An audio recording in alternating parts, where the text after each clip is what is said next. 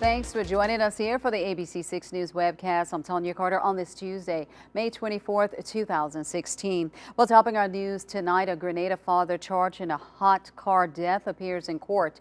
25-year-old Joshua Blunt went for a brief hearing today. Police charging Blunt with second-degree murder in the death of his daughter, 8-month-old Shania Carradine, who died after being left in a hot car last Thursday.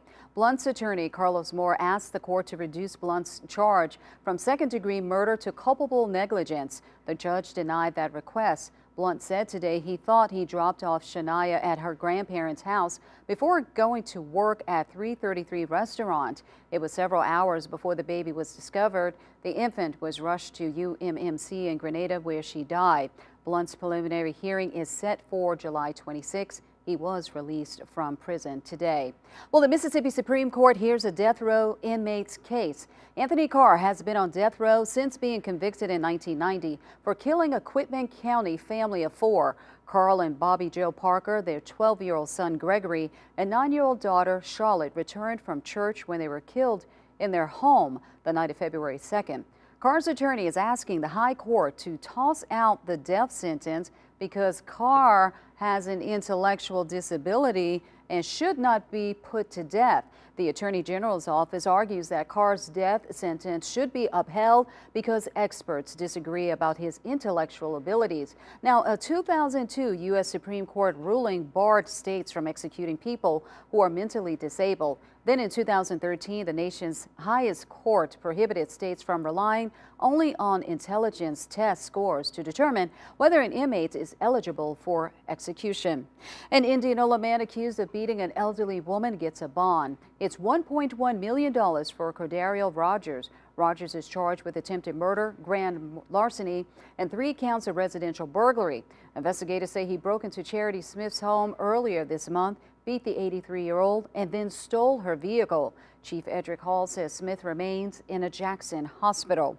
Over in Cleveland, police try to crack down on drug activity. 48-year-old Bobby Jones picked up today after police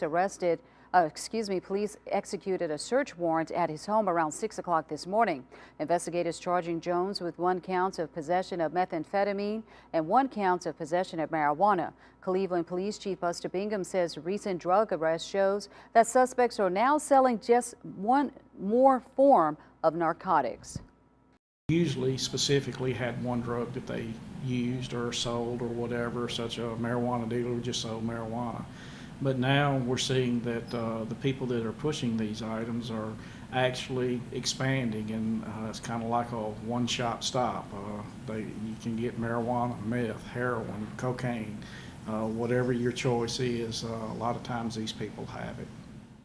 Now, Jones will be arraigned sometime this week.